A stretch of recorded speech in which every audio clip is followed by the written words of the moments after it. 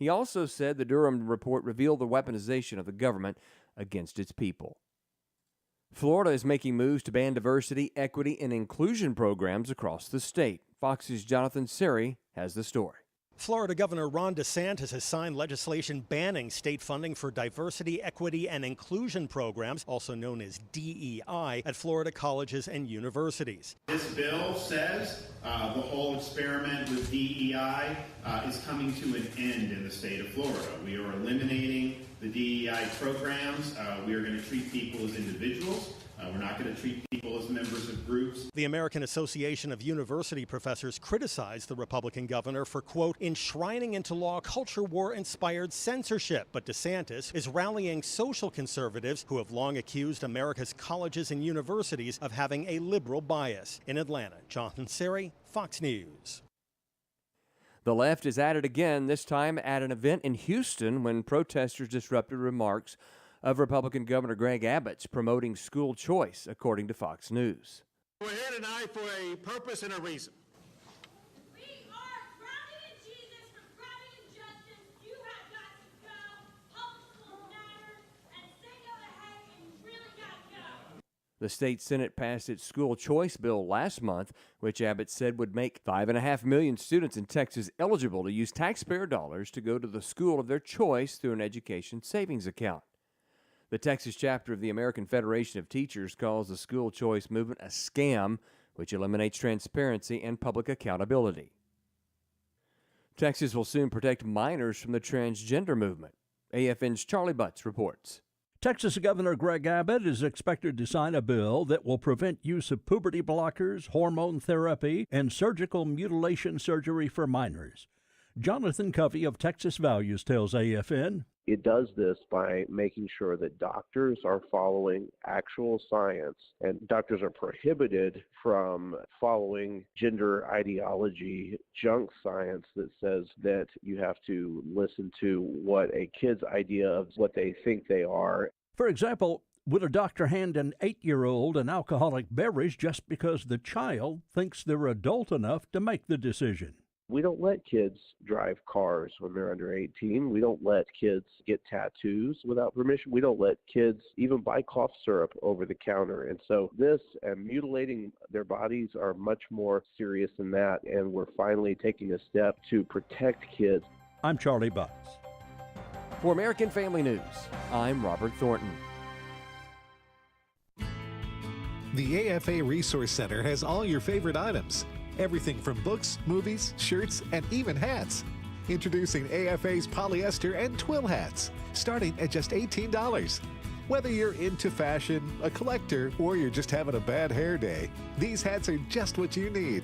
You can buy one for yourself or a friend. Purchase your AFA hat today at resources.afa.net.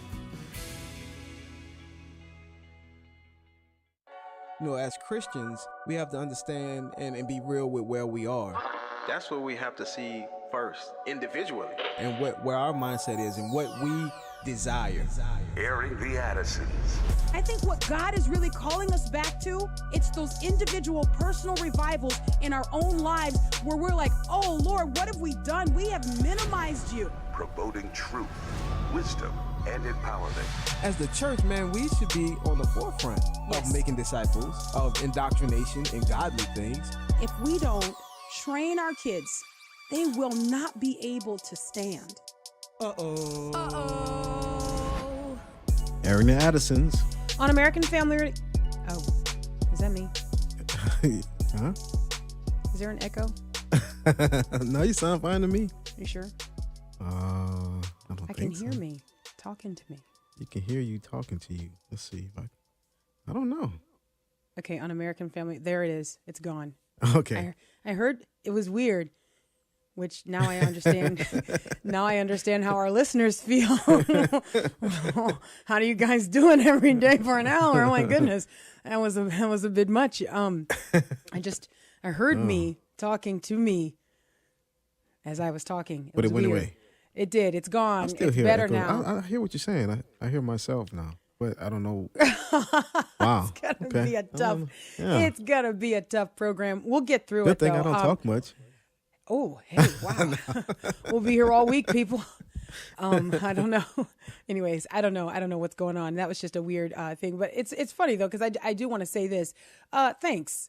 Thank you for being here and listening during this time. It's interesting to hear your own voice coming back at you. I'm Miki, is what I was going to say. Hey, and Sweet Victory and J-Mac are on tap to help us navigate the program today. Today, I want to take a look at what is going on in the area of our healthcare and hospitals. It was brought to my attention. I was sent an article that is really a shocking article looking at what is happening. It's not potentially happening. It's not on the horizon. What is happening in hospitals today. And it is the same thing that began happening in corporate America back in 2002. Let me just go back here for the sake of our listeners. Do you remember a time, and I want you to just think about this. Do you remember a time when you were able to walk into a store and you were not bombarded with like rainbow flag paraphernalia? Do you remember a time where people didn't wear, pride T-shirts and oh, that wasn't that long ago. And exactly right. There were not these, transgender advocates greeting you at the door and wearing pronouns and all of these things that now, think about this. I really want people to take a step back because we are designed by God in such a way that humans adjust fairly easily. We just kind of get used to things and those things become almost a new normal for us. And so in some ways it's a wonderful design in that we don't have to face sustained trauma because of change. You know what I mean? Like we are able to respond to a situation and say, okay, I can work under this, or I can deal with this, I can manage this. And another way, it's actually quite destructive when we are not able to be discerning enough to resist those things that are harmful, right? So there's some good change that happens in life. We're able to adapt, to adjust, if you will, and say, okay, all right, I got it. This is I can work through this. And then we move on so that we're not like managing sustained, and I use this word lightly here, trauma. Okay. But when you look at what has happened in corporate America since 2002, when the Human Rights Campaign first released their Corporate Equality Index, and they were scraping together companies to get them to participate in this in-house survey. Now, if you go back and listen to the archives of our show, we spent 1 June going through the Corporate Equality Index, and the aim was just to reveal to you why we are where we are. When you've got employees who actually they ended up being vindicated, these Kroger employees, but when you've got employees who are saying, I'm not going to wear a rainbow heart emblazoned on my smock here at work, like I'm not going to do that. This violates my conscience. I believe that the Lord has outlined what marriage is and natural affection. So I'm not going to wear. They were vindicated. They won their lawsuit. They won their lawsuit against Kroger, being wrongfully terminated, and good for them. But one of the things that I wanted to do was I wanted to say, and this was before their case, but I wanted to say, this is why we are where we are. This is why every June, you will see these companies bending over backwards trying to gain their corporate equality points. So the Corporate Equality Index is on a scale of 100, and there are all of these hoops. I mean, it's like best in show. It's like a dog show. Okay, that all of these companies, they must jump through these hoops. They must walk this line. They must do a quick turnaround. They must heal. They must come. They must all of these things. And if the companies do this just right, then they get to boast of having a score of 100 on this Corporate Equality Index that is handed out every year by the Human Rights Campaign. Okay, and how are the companies measured? Do they provide training for diversity and for equity and inclusion? And this has expanded over the years now, right? So since 2002, there wasn't so much of the talk about the transgender component of the LGBTQ.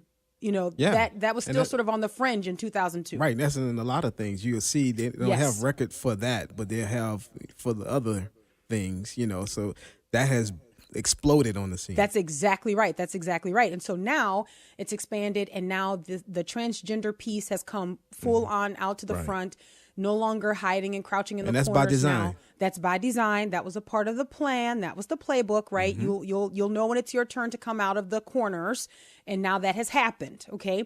And I'm not saying that to be ugly. I'm saying that because I've read the playbook. I'm saying that because it actually was a design tactic. Yeah, they couldn't just lead with that. They couldn't lead with because that would be bad for their movement. Exactly right. Yeah. Oh, my goodness. Man. So, okay. So in 2002, you've got the Corporate Equality Index. You've got a few companies that agreed to be surveyed, if you will. Are you guys doing this? You know, what's your policy on benefits for partners that are not officially married, but they are living together? They're, you know, married partner benefits, things like that. What are you doing out in the community to show your support for our community? What are you doing to make yourself visible to our people? This would be namely LGBTQ plus people. So the Corporate Equality Index, and I'm oversimplifying this, there's several questions that are asked. There's several areas. I've gone through the index. There's several areas where they can gain points and lose points. And the whole aim is to get to a perfect 100. Right. Okay, that's the aim. Right. So I want you to think about what you've seen happen in corporate America since 2002. I want you to think about just the changes that you've seen happen in corporate America, where their advertising dollars are going, where their campaigns are, what's happening in their stores, where their employees are, where their corporate executives are. I want you to think about this and think about where corporations are in America. Think also that this is driven by the desire to be able to boast that we have earned a perfect 100 on an index that an activist organization made up. They decided this is what we want to see. So guys, I want you to listen, man. It's something. It gives you your importance in society. Like, my goodness. It kind of ranks you on that scale and say, you know, you are woker than woke, or you are part of the people who are tolerant, and so you can be accepted. Can you imagine the type of thinking behind this to be able to come up with a survey? Okay, Will the Great, you could probably come up with a survey of questions that you would ask people that pertain to you. And this would be meant for people to understand how you want to be treated. You probably could come up with a survey like, you know, that you would check off the boxes. Do people do this? Do they do that? Right? The question is, are you going to get enough people to care that this is what you want? This is how you want them to respond. Are you going to get enough people to feel pressure that, okay, man, I want to get a perfect score on Will's index here. I want Will to. So I'm the thing that blows my mind is that you've got an activist organization that presents itself immediately as what it is. It didn't even come like a, you know, we are the children, feed our children sponsorship. Like none of that. But it linked itself to a real struggle. Yes. It linked itself to the struggles in the Black community. That's right. Historically. That's right. And so now the bleeding hearts, you know, man, you guys understand the struggle. And so they successfully linked being Black with being homosexual. Yeah. And that's point blank. That's what it is. And you're exactly right to point that out, because that is the way, that was the path of least resistance, that it became a civil rights issue. And that anyone who would not want to gain a perfect 100 score is the same as Bull Connor. Exactly. Anyone who wouldn't want to, exactly. So if you don't want, releasing the dogs. If you don't want a perfect 100 on this Corporate Equality Index, if it's not your aim to have a perfect 100, you are strongly signaling to us that you want to live in a Jim Crow era. That's what it was. You're exactly right. That's exactly what it was. And so, at any rate, whether by hook or crook, and a lot of people who should have been greatly outraged and offended were being paid well. They ate well and they lived well, and so they didn't care. Right? They didn't care. They didn't care about real appropriation. They didn't care about that. People have appropriated your struggle. You want to talk about whether or not people get braids in their hair? They have appropriated a real struggle of a real people. And you want to talk about whether or not this ethnic group should wear braids, because that's appropriation. Man, sit down. So the Human Rights Campaign, after successfully appropriating a real struggle, were able to make wide gains in corporate America, to where now you've got these Fortune 500 companies, you've got these top companies that are falling all over themselves to earn a perfect 100 on the Human Rights Campaign's Corporate Equality Index. Made up word. It's a made up word. They just made it up. This is equality. This is what we want. are the standard. And that's right. We're going to make up this That's index. right. We've got a list of questions that we need you to answer. So here's the point. Here's what I'm saying. If you go back and you think about the changes that have been made in corporations over the years as a result of that, And then I want you to think that in 2017, the Human Rights Campaign turned its attention to healthcare, to hospitals, to medical centers. So if you can, in your mind, go back to thinking about what companies once looked like, if you can even remember, if you can remember a time, because listen, here's what you have to know.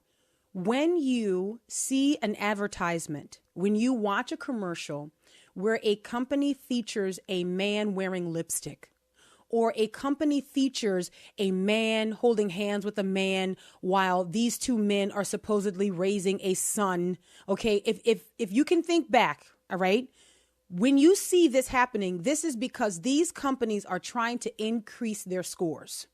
So all of this stuff is a part of their metric for determining that these companies are on board and that these companies are so-called safe companies.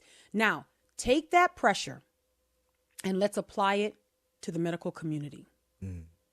Take that very subjective sort of like, it's a matter of maybe a battle of ideologies or, maybe artistic liberty. Like, do we want to express ourselves in that way? What can we will give them a little bit of footing in this area. Like, okay, this will, but now let's talk about the medical community where things are, for the sake of this discussion, zeros and ones, not to mix metaphors and all that, but it's black and white, that it's yes or no, that it's male or female, that it's this is your weight, this is not your weight. I cannot look at somebody, walk into a hospital and say, I identify as 5'2", 121.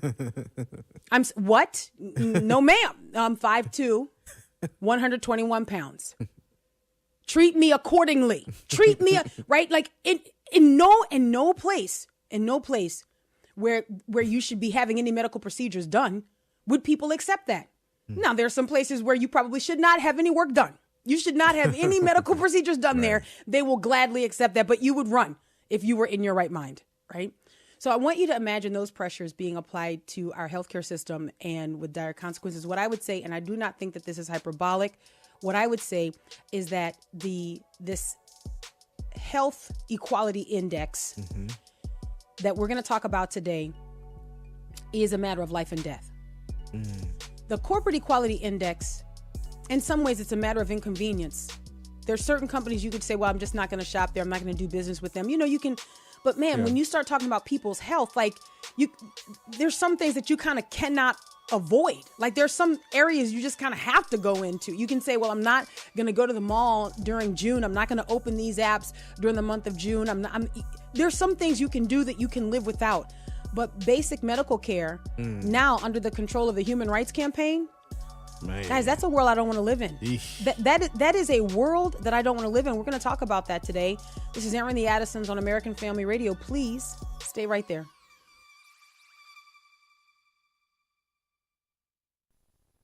Let's be real. Retirement is expensive, and inflation is making it even harder with the cost of everything going up from pet food to a dozen eggs. Wouldn't it be great if the cost of your health care could go down? Well, Medishare 65 Plus is $99 a month for ages 65 to 74. And for many with Medicare Parts A and B, looking at other options, that's 50% or more saved per month. No gimmicks. It's $99 a month, and you can use any Medicare-approved doctor or facility, and you get 24/7 access to telehealth from the convenience of your home.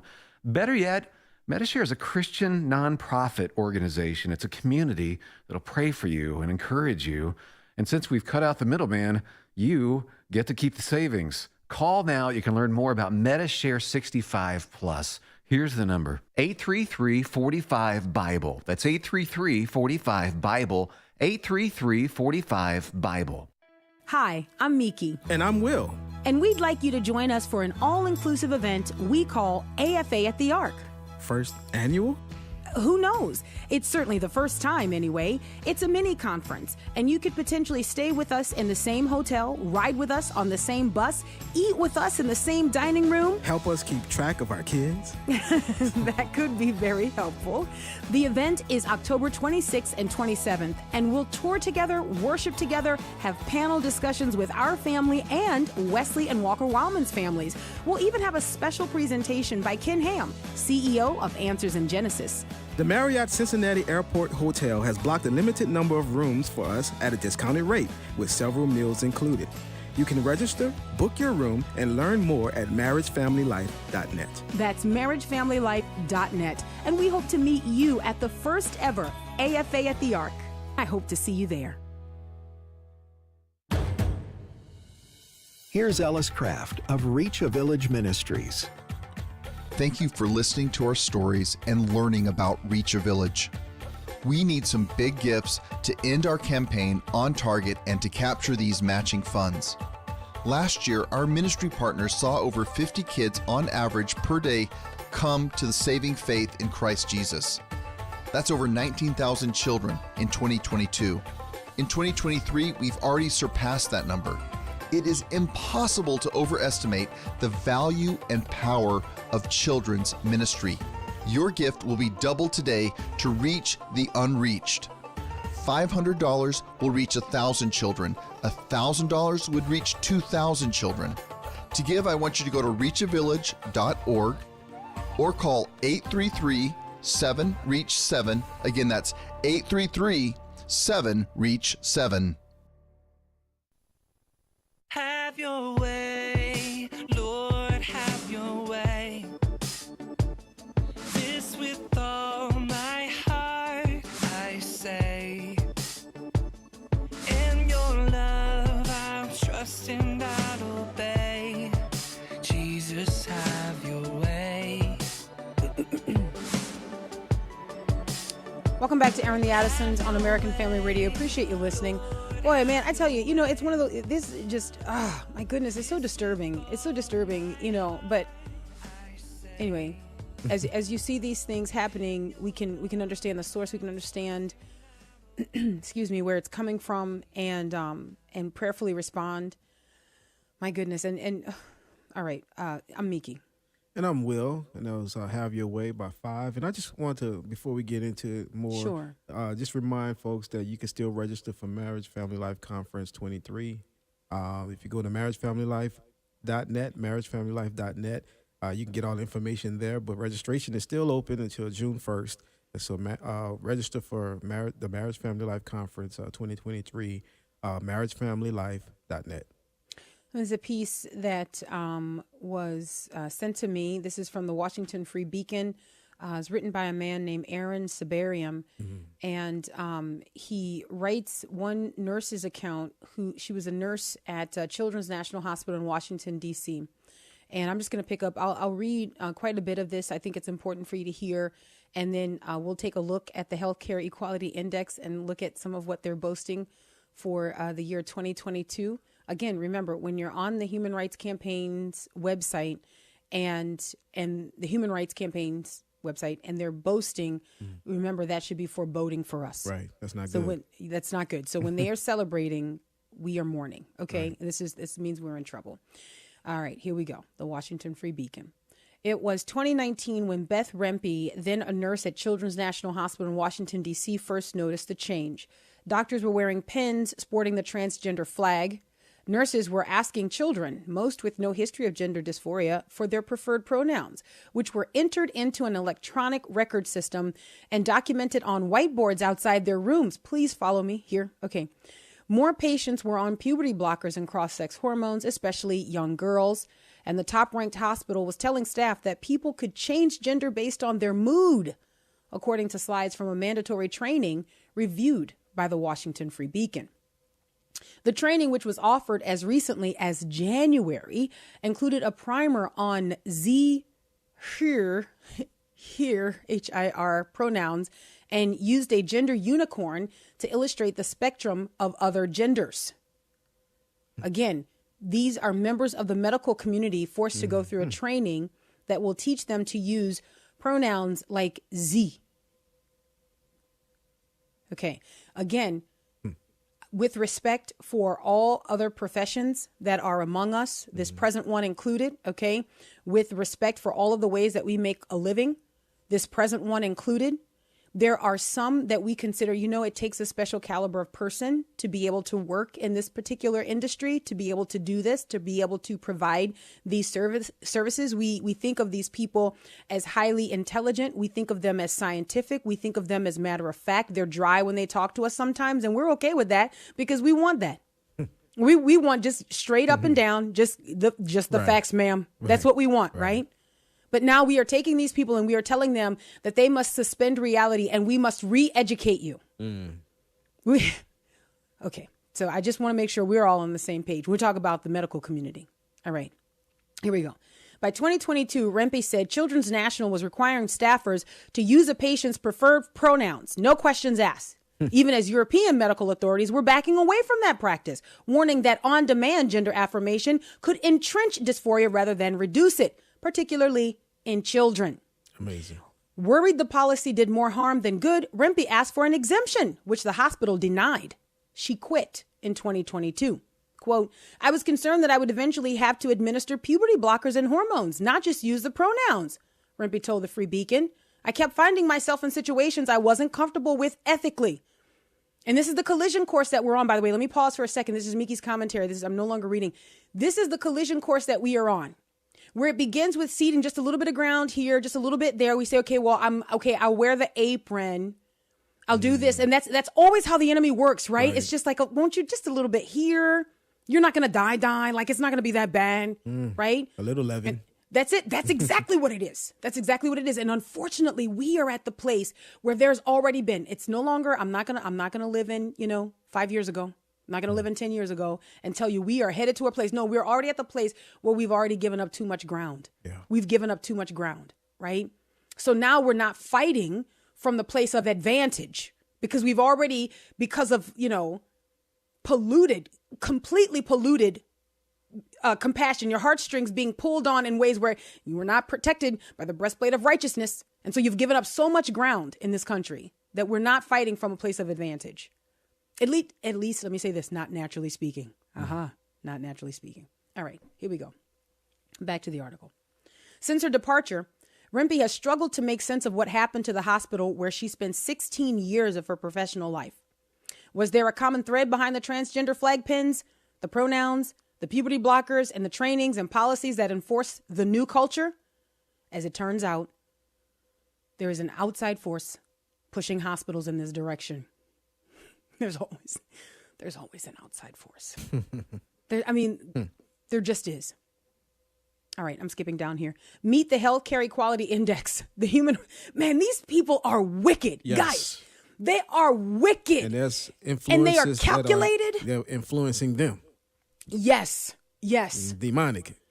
And I'm going to tell you something. While we remain, and this is what I really am so sad about this for the body of Christ, while we seem to remain very disconnected, disoriented, always sort of like here and reactive and panic stricken. These people are slow and methodical and they're calculated and they will put in the time to write the index and they will come up with the carefully crafted questions and they're going to float it out there. They're going to make sure it gets around and they're comfortable enough by being a fake victim or comfortable enough with being a fake victim that they don't care who they deceive. They don't care who they deceive. Right. They're mutilating the bodies of children and they feel like they have taken the high road. They feel like they're on the right side of history. And we, while we observe these things, we read some of these things, we don't really buy into it because we're like, well, I just don't want to offend people. All right, here we go. Meet the Healthcare Equality Index, the Human Rights Campaign's scorecard for hospitals. The scorecard for hospitals. Like, we got to be everywhere. Oh, man. It was a credit card that had that as their thing. It was like, wherever you want to be. I don't remember. There was it was, anyway, and just as destructive. Okay, here we go. That purports to measure the equity and inclusion of their LGBTQ plus patients. The index, which uses a 100-point scale. People, please lean in very closely, okay? The index uses a 100-point scale, is funded by Pfizer and Pharma, the trade association that lobbies on behalf of large pharmaceutical companies. Wait a minute. Wait. Uh-oh. Hold on. Okay. So I'm just a broadcaster, mom of 6. I love Jesus. Okay, so but I just want to ask a question. Excuse me. Hey, over here. Question. So the Corporate Equality Index or the Healthcare Equality Index that is being pushed by an organization that believes you should pump children with puberty blockers and you should provide or administer or abuse them with sex reassignment surgery, which is a misnomer. You don't reassign someone's sex. You are just who you are. You just actually are removing healthy body parts. That's what you're doing. So this organization that believes you should do that to children with impunity, okay, is being funded by a pharmaceutical company that or by pharmaceutical companies that seemingly have a vested interest in the administering of these drugs. Cha-ching. Now listen, guys, I'm not the sharpest. You're pretty sharp though. Well, thank you. In the pencil pouch. But my question is, does anyone think that that's kind of a conflict of interest? Yeah. To me, it's so much like the Onceler. You know what I mean? It's so much the Onceler, guys. You remember the Lorax. It's so much like the Onceler. It's like, oncey. And this just came to me, you know. Like, we could help more children if we put pressure on hospitals to administer puberty blocking drugs. We could put that pressure with the financial backing of the drug companies that will benefit from the administering of the drugs. Yeah, giveaway. It's brilliant. Yes. It's brilliant. Guys, this would be a novel if it were not real life. This is real life. And this is America. And this is where we live. And the children are being experimented on, and people are fattening their wallets. And when you stand up and say something about it, you're the hateful one. Right. You are the one who doesn't care about the children. I'm saying I do care about the children. Right. I care about the 16-year-olds who have healthy breasts removed and then outgrow that phase and then want their breasts back and can't get them. They don't even have the mental capacity to understand that, no, that's a permanent thing that you did there.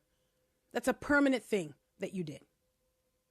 But we live in a culture, we live in a country that you can have pharmaceutical companies funding a healthcare index that puts pressure on hospitals to do certain things to keep their number up so that they can move about the country freely and boast of being like, you know, we've got a perfect score on that HRC Healthcare Equality Index thing over there. We got a perfect score. What does that mean, though?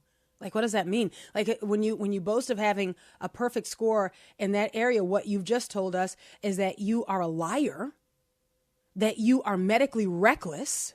You've just told us that you actually don't care about children. You've just told us that you're committed to a facade. You're probably better suited as a fiction writer, not a doctor. So you boast of having a 100 on the Healthcare Equality Index. What does that mean to me? That doesn't mean anything to me. It means that you're a pushover. It means that you're a coward. It means that you are willing to lie to save yourself. So what are you boasting about? Right. Those are the questions that we should be asking. Maybe not in that tone of voice, but just something similar. All right, here we go. Let me just read the line again, guys, because somebody read that again. You were ordering your burger and then now you got it in your back. All right, here we go. This index, this Healthcare Equality Index, which uses a 100-point scale, is funded by Pfizer and Pharma, the trade association that lobbies on behalf of large pharmaceutical companies. And Rempe Notice, this is the nurse we're talking about in this article here, it awards points for all of the policies her hospital, her former hospital, Children's National, implemented. So everywhere she saw these changes taking place, in other words, everywhere she saw the big push, like from every direction she saw the push coming, the the Healthcare Equality Index just so happens to have those things as that's the metric. That's how we measure whether or not you're a good healthcare industry or healthcare institution. Right. That's how we measure that. Now, you know, when we say things like that, or when we raise questions, you know, it would be spat at us that we are the hateful ones. Because the pharmaceutical companies are really just trying, they're just trying to help these children. These children are confused. They don't need anyone pressing them on whether or not they're really in that body or not, or outside of that body, or they're male or female or Zim male or Bim male or Lim male or whatever they are. We don't know. Who are we to ask those kinds of questions? You know, in the medical community, we don't deal in facts. We deal in feelings. And we want to make people comfortable when they come into our medical centers. So if you get a bad grade on this index, what does that mean for, like, where are the hospitals and doctors that will say, man, I don't care. I'm not doing that. That's great. That's great. So you've got to find those institutions, which they're out there, right? They're out there. Those institutions are going to be in the category of the people in high school who didn't care to be in the in crowd. Okay. Because you see, this is what HRC has done. Guys, I'm telling you, this is when you all boil it down, or as we say, when you burl it down, okay, you cook it down and you reduce it.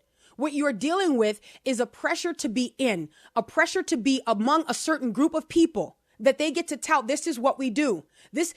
We are the people that are the progressives. We are the people who are doing right by society. We are the change agents. We are, my personal favorite, we are the change we want to see.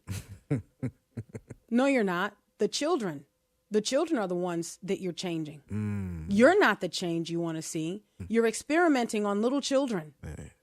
You're experimenting on young adults who really don't have, and they have demonstrated this time and again, they do not have the mental capacity to really comprehend what they're even requesting of you. And there was a time where the adults in the room were the ones who said, nah, you really don't know. Nah, we're not going to tattoo your face. Nah, I'm sorry, we're not going to tattoo your face. Here we go.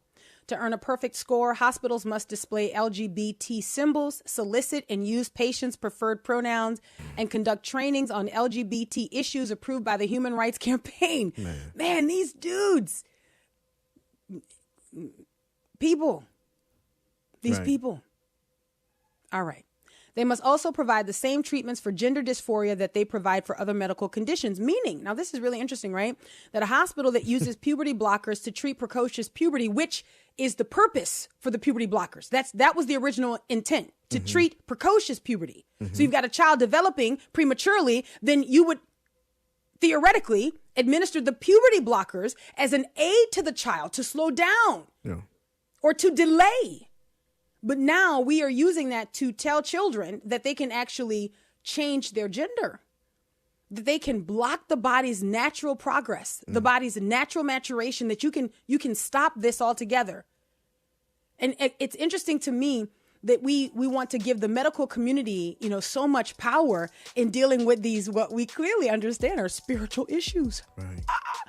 Spiritual issue. It's a religious issue, right? This belief that you are born into the wrong body, that your spirit does not align with your body. We're going to treat that with drugs. Oh, man. This is what we're talking about. Yeah. Over 2,200 health systems, including dozens of children's hospitals, have been rated by the index. In 2022, Children's National earned a perfect score. That was the same year that the nurse quit. In 2022, they earned a perfect score, 100 out of 100. That means they jumped through all of the rings. And probably even some that were not held out for them. Right. All right, we'll grab the break. Aaron the Addisons, American Family Radio. We'll be right back.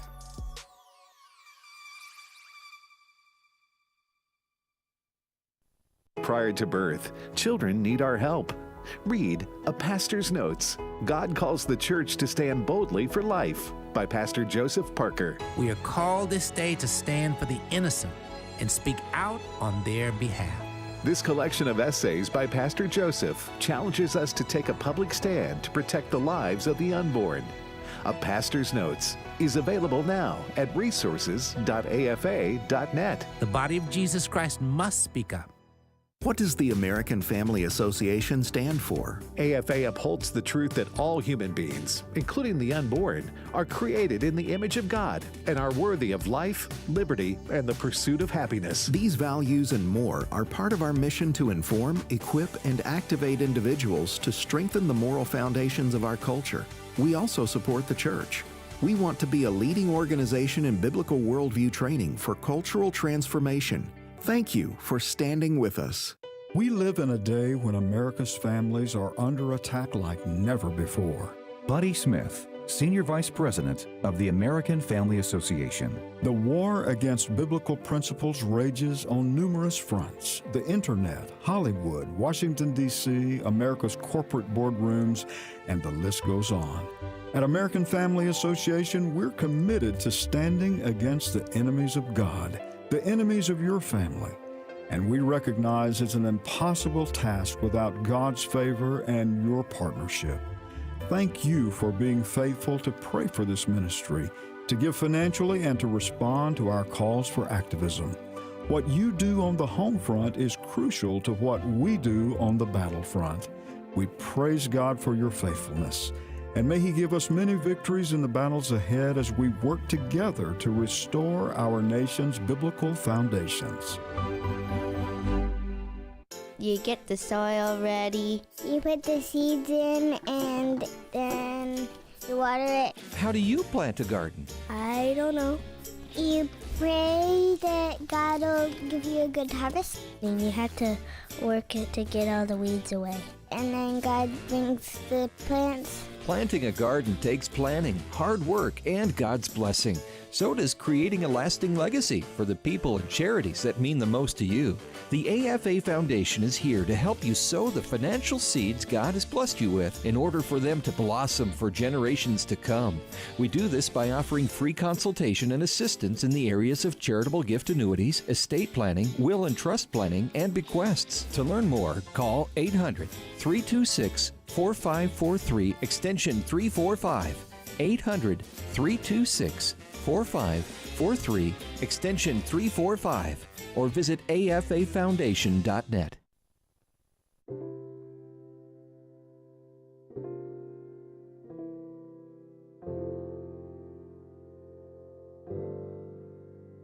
There's a world full of mercy and peace, mercy and peace waiting for me.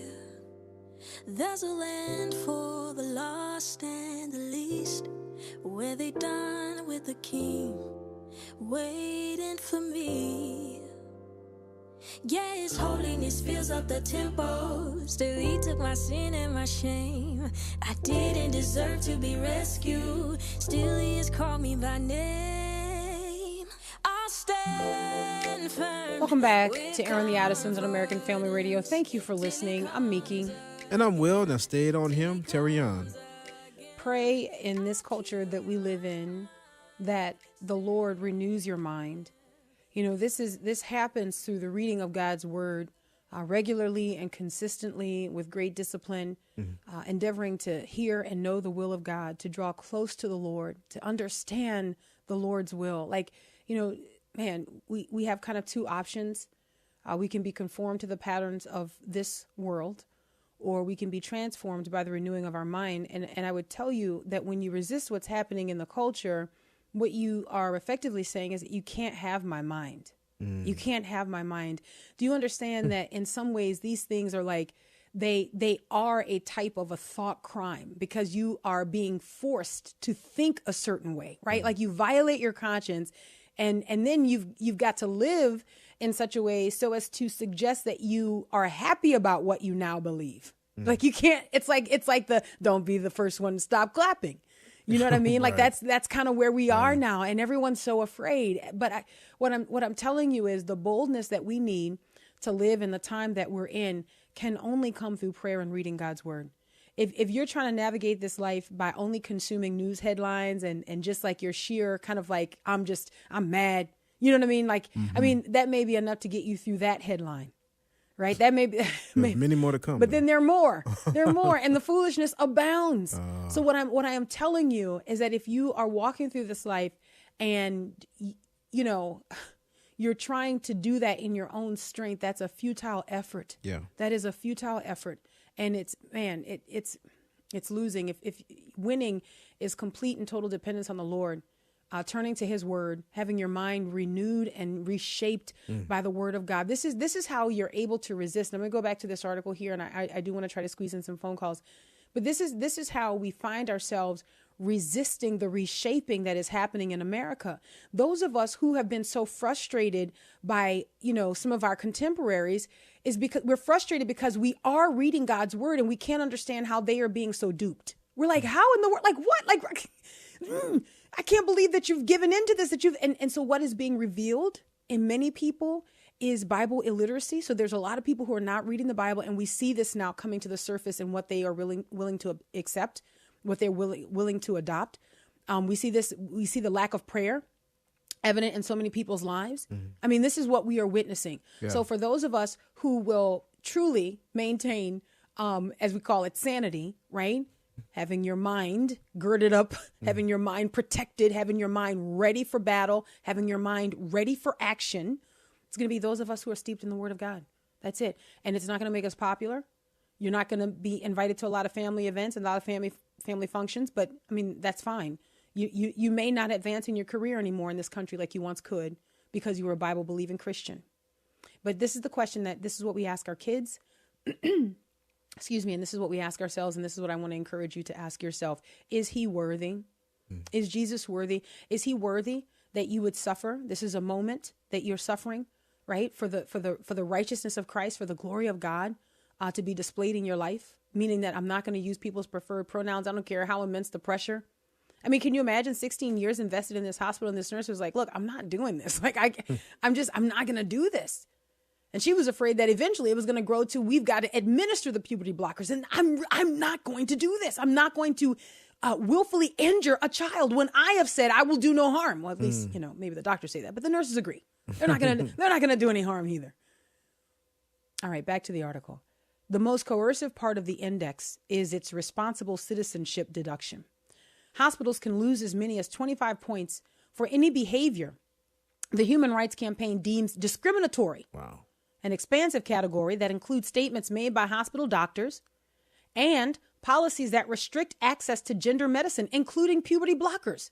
Okay, wait. So like zoom in, pinch and expand. Here we go. Zoom in on this, right? What we're saying is if we feel like, or if you yourself, because I think this is self-reporting.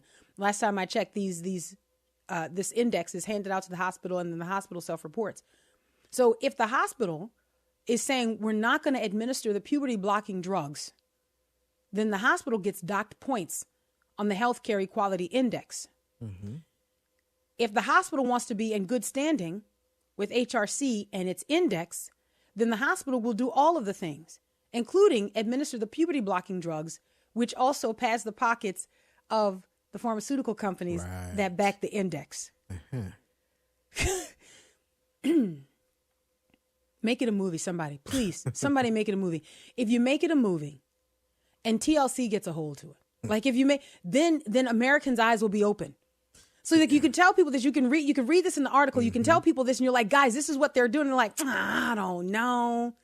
I just don't. I mean, are people really that evil? But you put it in a movie. And again, these points. So like, are these like shame points? Like these points, like, who's taking these points and saying, okay, thus this means that your hospital is what? The cool kids. Man, see, that's cool when we need some backbone. We need some more nurses like this that will say, look, I quit. Then it needs to be some doctors that will say, I'm not doing that. I'm not doing that. Yeah. Because it's going to persist if being a cool kid is the highest priority. Because they set up these points. And these points, like, what's going to happen? Well, I'll tell you what happens. Here is what I think eventually happens. And I'm not well-versed enough in how boards work, especially medical boards. I don't know enough about that. There got to be some money being lost somewhere. Super intelligently to that. But I will say this. What eventually happens is you move from a place of this is best practice to like now this is kind of board certified stuff. This is what you have to do. Mm-hmm. That's in my mind. Yeah. This is where this ultimately goes. Yeah. That it becomes something. It's kind of getting back to on the education side. Excuse me. It gets back to accreditation. Right. So if you have this pedagogy and you say these are the basic things, this is what we have to do in order for your school to be accredited. These are the standards you have to meet. If you start doing that in the medical community and all of that is pushed by the Human Rights Campaign, I mean, there's really no line between the science and ideology. There's no line between science and people's feelings, right? Because now what you have is you have a pressure based on ideology to affect science, to affect what we thought was like, okay, we can test it, we can repeat it, we can measure it. Like, I guess this to me, and it feels a little bit frightening to me. You understand what I'm saying? Because now you're going to go into places where people are going to be doing things to you and saying things to you based on external pressure that is an ideological push, from not based on medicine. Yeah. You're right. You see what I'm saying? It's not. Yeah. It's like you got a person. Guys, listen to me. I want you to get a picture of it. You've got a man sitting in a room wearing lipstick and high heels, and he is now deciding the type of health care you get. Is he in the medical community? No, he's not. Does he have a medical background? No. Then why is he making decisions about what should happen within the walls of a hospital? Because he's a man who wears lipstick and high heels. And because in America, that's what we do. Because we elevate oppressed voices. Even if those voices cannot intelligently contribute to the questions that are being asked. If I've got a medical question, I want someone from the medical community who's been trained in that discipline to answer my question. That's what I want. Like, I appreciate your niceties. Thank you so much for telling me that, okay, well, we're standing here with you. Thanks. Okay. Excuse me for a second. Doctor, that's what I want. Doctor, what do we know about this? Doctor, has there been any research on this? Doctor, what are the studies showing? That's what we used to. Don't worry about that. Don't worry about that. Jack, well, who is now Jane, I'm sorry. Jane says that we should, and so therefore we're going to. Yeah. How weak. Man, guys, I'm telling you, it really blows my mind. It's like there was an article, and I pulled it up because I remembered reading this article. I guess it was last month. I can check the date of it. But I remember reading it and kind of shaking my head at it and thinking, oh, that'd be good for a Friday story because, good for this doctor. But I kind of feel like this kind of folds into what we're discussing today. Yeah, this was in April. So back in April, there's a doctor in Scotland who went to donate blood because they had low blood supplies. And so this doctor went to donate blood. But here he goes. He walks in. He's a 41-year-old man, clearly a man. He walks in, and on his donation form to donate blood, he's got to check whether or not he's carrying a child. Okay, let me open the phone lines. 888-589-8840. 888-589-8840. I'm going to go back to this. 888-589-8840. We're talking about the Health Care Equality Index. He's got to check whether or not he's carrying a child. And so he was like, I refuse to check that box. Right. He's a 41-year-old doctor. He goes, why are you asking me to check the box to answer whether or not I'm currently carrying a child? I'm a man. And so he was not allowed to donate. And he said that there's some people who said that, he should have checked the box just to be able to help people in need. And he's like, no, I'm not playing those games. That's the thing. That's what they want you to do. Just check the box. Yes, just check the box. Just bow down and worship when the lute and the lyre and all the musical instruments play. Just bow down. That's it. Oh, you can avoid that burning furnace if you just bow down. That's it. Check the box. That's it. Check the box. Because listen, and then look at how they want to flip this on you. You would deny people blood because you just won't check a box. Look at what he said. He said, quote, I can't believe they would refuse a donation from a man based on the fact I refuse to say if I was pregnant. I refuse. This is, oh my goodness. So now that's in Scotland. Okay, that's in Scotland. But I was reminded of this story and looking at what we're talking about today, because I think man, these are the kinds of pressures that are really put on the healthcare industry worldwide. But specifically, we're looking at what's going on in the United States of America, the types of things that are being foisted upon children and parents. Mm-hmm. I mean, it's just absolutely mind-boggling. I saw another, our brother Jameson sent oh my goodness, it's from Planned Parenthood, where they are now venturing into the quote-unquote transgender care, both of those in quotes. Okay, Planned Parenthood. Another. So now they're going to do everything they can do to help the children because they care so much about the children. They care so much about the children. That's why they like to rip them from mothers' wombs. They care about the children, guys. And what was interesting, I'm going to go to the phone lines after I say this. What was interesting is that in all of their care, Planned Parenthood and the transgender confusion, in all of their care, they say they want to limit the trauma. So they want to use your preferred names and they want to use your preferred pronouns, but they said there are going to be some places where it's just unavoidable and we can't do it. We're going to have to use your given name. We're going to have to use your birth name, your assigned name. And guess what area that is in? Insurance. So we got to make sure we get paid. So we need you legal. Okay, like I care about your feelings, but run me the coins. Okay, I'm sorry. Where do we go, Will the Great? All right, let's go to Kathy in Arkansas. Hi, Kathy. Hi. Hey, Will and Nikki. Hi, Kathy. How are y'all? Good. God bless you. Well, this is just so sad. I just can't even believe we're at this point. But I think the bigger point of it all is population control. I think it's a bigger, darker, sinister for this whole green stuff, and population control is what I think. Because if you sterilize everybody, hey, you control the population. Kathy, I think you're onto something. I think that this has been a part of the national conversation. You've got some really wicked people who are desperate to control the population. Right. It's a religion for them. So I don't disagree with you on that. Not only sterilization, but even people refusing to reproduce, to procreate. Like, so when you confuse people on their sex and their sexuality, and we know what it takes to reproduce, and now you're trying to create couples that do not have the capacity to do that, then in addition to the sterilization, you also have population control. All right. Will the Great, where do we go next? D in Texarkana. Hi, D. Hey, how are you doing today? Good, good. Wow. I just have a comment on the indices, and I've worked in the healthcare industry for over 40 years, that these indices are being used for reimbursement of services rendered, can affect the percentage of reimbursement, and can affect being terminated from insurances reimbursing it all. Medicare and Medicaid have used them for years.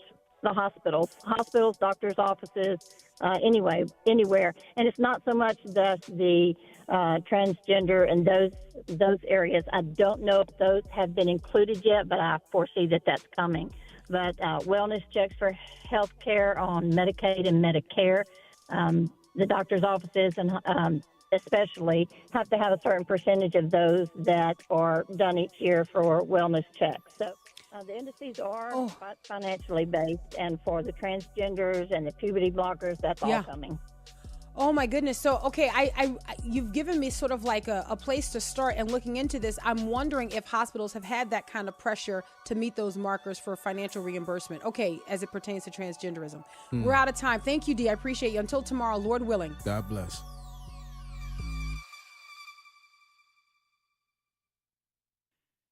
The views and opinions expressed in this broadcast may not necessarily reflect those of the American